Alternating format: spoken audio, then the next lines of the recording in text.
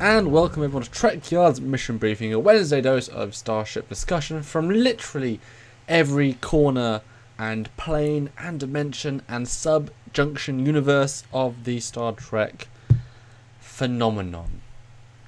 I am Commander Cookins, and joining me today, as every single week, I can't get rid of him, is... Captain Foley. How you doing, guys? Didn't think you were that sick of me. Well, thank goodness... I have to rethink this working relationship. Thank goodness our ranks are fictional, otherwise that would have been a court-martialable out the airlock offence. So today we're looking at another ship in the Trek fan universe, something that I bumped into or found a while ago, got some pictures and thought it was definitely worth a look, because some fan designs just can't say no to, really. So Stuart, what are we looking at today? We are looking at the USS Grandeur, which kind of speaks for itself, I guess. It's a grandeur, it's huge, it's amazing, it's awesome. And this is specifically the 3D model made for it. I believe it was part of a big fan just love project thing. And the pictures were trying different angles. So the pictures, most of them dates that range from the 2006 2015, I think. So it's a pretty hefty alteration. Things change a lot, but it's more just want to get the shapes and see and feel it and such. So first impression on this first sort of classical view of a starship. And this ship will, I think, show us more as we go along. So what do you think about this first view? Instantly what pops into my mind at just first glance is the Sovereign. I mean, there's a lot of elements there from the Sovereign that I see. It just seems almost like a concept version of the Sovereign. Early phase idea for that. That's what I get from it. Just the overall shapes. It's on the bottom of that saucer and seeing those nacelles. I kind of get that vibe. The secondary hull, of course, is totally unique in its own thing, but that's why I said concept version. Well, my first reaction is that it reminds me of this ship. The Andrew Probert Ambassador prototype, or concept, and then modelled by Tobias Richter, which I happen to have the Eagle Moss model of, which is awesome. So yeah, as you can see, as instantly I thought, well, the pylons are much more sort of curvy and nice, and the secondary hull much more curvy and nice. You know, it's certainly, I think, taking inspiration from that. And even the neck, to some extent, is, bulky and yet familiar. Same thing for this. I think, it's an interesting hybrid of shapes. And it's everything we know of as a Trek ship, and yet all of the shapes are different.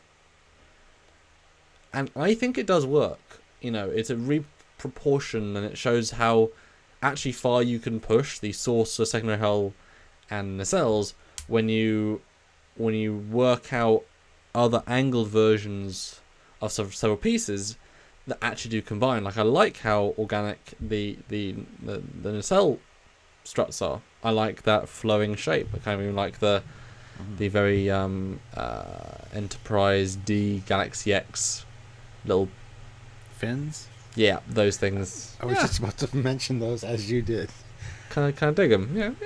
Yeah. I love I'm curious about the registry number, though. NFC. Non-field commission. I don't know.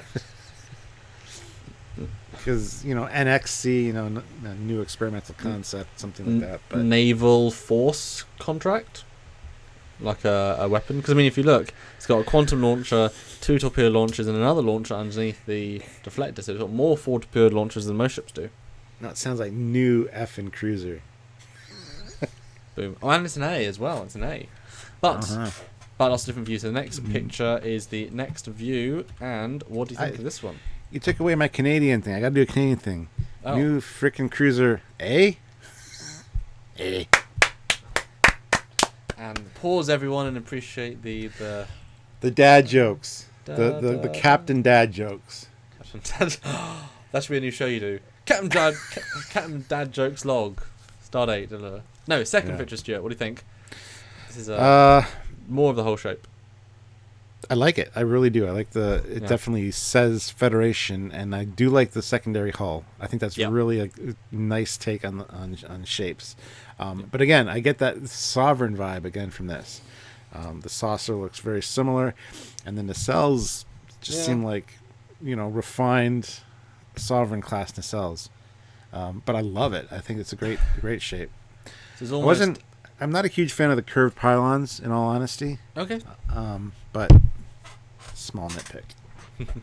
So it almost feels as if they've taken the what a sovereign is, the slightly oval saucer in that configuration, the bigger secondary hull. They've incorporated some D elements, the thicker secondary hull. They've sort of re-added the neck, but slim. They sort of reportioned everything like to bring it back into more median, rather than be as pushed out.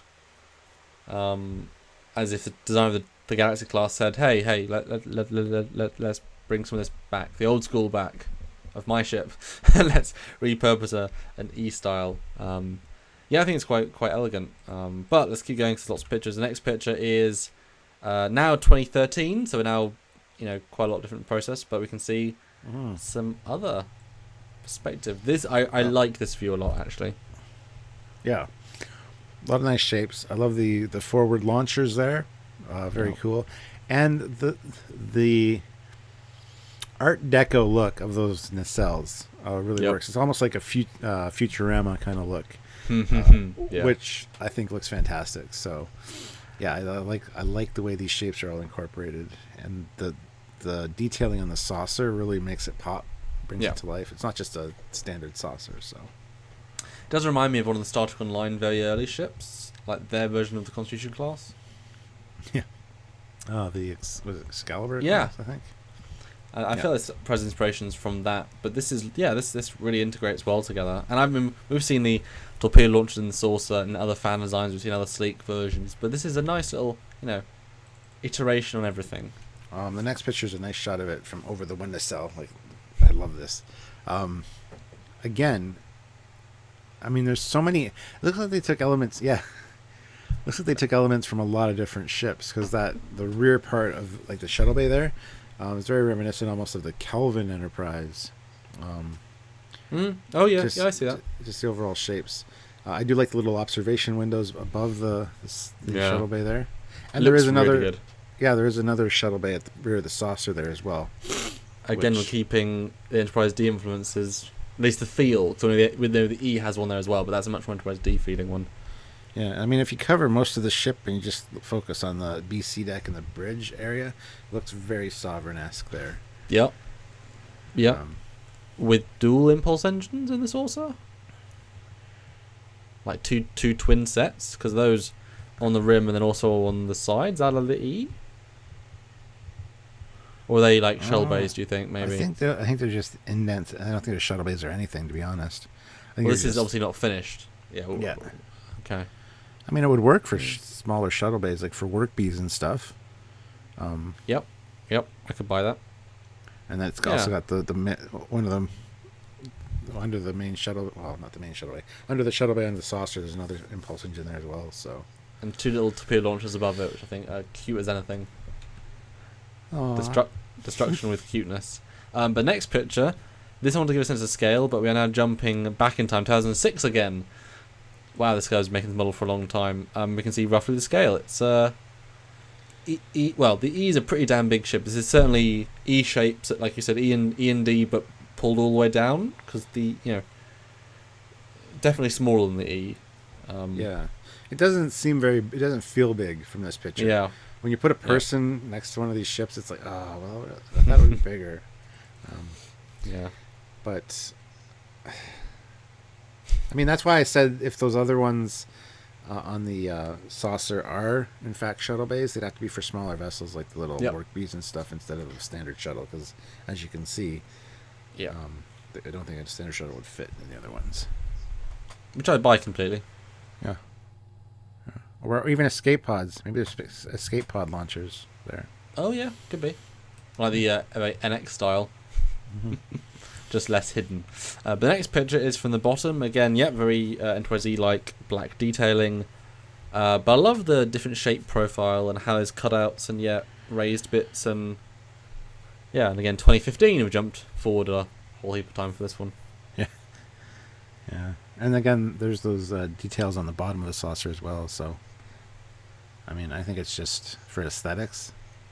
But I love the way that those cutouts come out and meet the phaser strip and then become part of the phaser strip. I think that works really well. There's a lot of nice shapes here. That whole center part of the saucer, the way it's it comes like this at the front and then back, and it's just beautiful.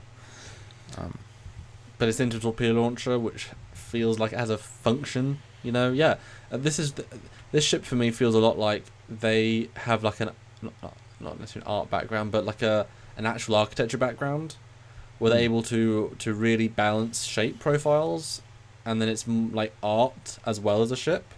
Mm-hmm. That's kind of the vibe I got when we saw the top of the saucer there. The different arcs and stuff look very like. There's a lot of architecture that incorporates that as well. So yeah. Which next picture? Speaking of. Yeah. I do love the addition of secondary deflector dishes. I think it really works on a lot of ships, and it just fits in so beautifully here. Agreed. So, this is again 2007, so we're now jumping into the middle of it. Double line phaser strips. I buy it. Might as well. I do like the engine look a little more here than I did in the Futurama retro version. This looks lower detail. Yeah, this looks more refined, I guess. Well, that was a 2013 image, so we're 6 years I know we're jumping that. all over the place, but I mean, I really like that look. The cowling, the protective cowling. It looks like a phaser. Ooh, yeah, it does actually. Yeah. Well, pretty good phaser as well. Yeah, we've said that about a few ships where just certain elements look like a phaser rifle or a sight or something, but yeah, it's like a hand phaser for sure. Cool. The next picture is Geometry 2014, so we're going another few years ahead.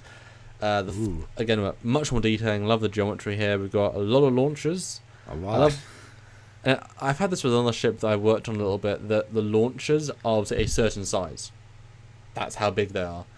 But you want to have the visual language of them fitting in with a hull, so to make that work in the bigger ship, they've had these big cowlings at the front, which are sort of super unnecessary. But you'd want two launchers, and you want, but visually they work really well, even though it feels a bit like a waste of space. It does say this is the scale. But boy, 5 launchers are visible. Eesh. Yeah. It could be that those front ones have an additional purpose. That's why they're such large cowlings. Maybe they generate plasma as well. I don't know. Could be some kind of other weapon other than a standard photon torpedo. Or they retract and then split, and then it becomes a big probe launcher. Could be. Just launch your shuttles at the front. Viper launching. Yes, exactly. Next picture is the rear of the saucer, the shuttle bay there. Again, it's a perfect place to have a shuttle bay. Yeah. And it really, I love the detail in this, like the way that lower impulse engine looks. Beautiful. And this is actually different to the other 2013 version of this, because the back part of the bridge module is different, and there's no torpedo launchers. The way the middle's different, but this also works really well. And like you say, even though the shuttle bay, the way it is here, is very big, bulky, and sort of opposite to the shapes of the rest of the ship, that's kind of its charm, because it's a form follows function. It needs to be a big, open, efficient space launch shuttles. Well, guess what? That's a rectangle.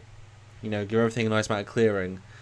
And so it feels very deliberate. And you can justify a lot of things if it feels deliberate, that works really well. Yeah. And the last picture is, I believe, the last timeline picture. Yep, this is the furthest along line picture. 2016, looks like it's about done. All the colours, all the shapes. It's even the deflector's even changed a bit since previous pictures we've seen, which makes sense. This is the latest one. So 2016, Stuart, what do you think of this most up-to-date picture? Now we've got everything included. I love it. I love the colors on there. The blue highlights. It reminds me of a Star Trek Online ship. Should be pointed out that it's now NCC, and it's the USS King Arthur. This is this is where's it say King Arthur? Oh, it's the bottom, isn't it?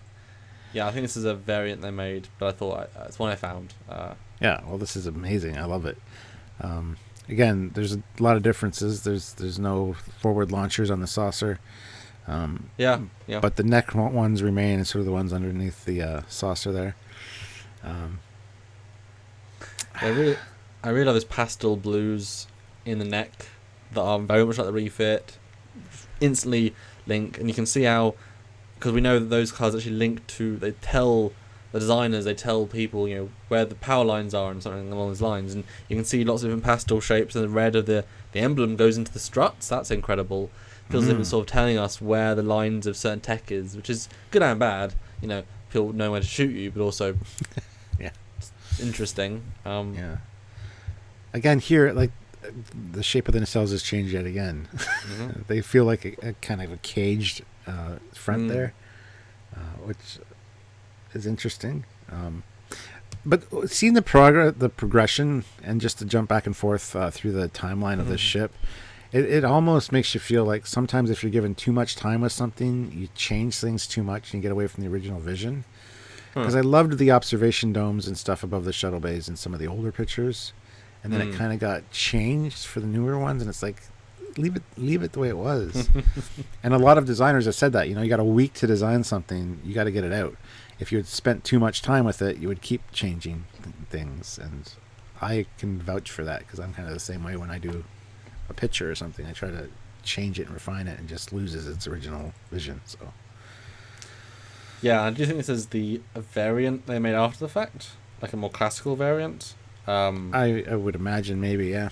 But it's part of the journey of the ship. And yet it's still got the core principles of the other one. It's a nice looking classical, yet it's not sleeker, but it's more integrated. I think everything feels one giant shape, which is more what Enterprise D had, but this is, I guess, better proportioned, which Enterprise D was trying to be out of the box in terms of proportion. And that's why it sort of harkens back to a bit more of this feel, like everything's really well, everything combines really well. Oh, this is slightly oddly proportioned, but yeah, I really wish, I'd love to see this one in something future. I think this is do a episode on it again. I think it's a really good looking ship. Just aesthetically, it looks really good.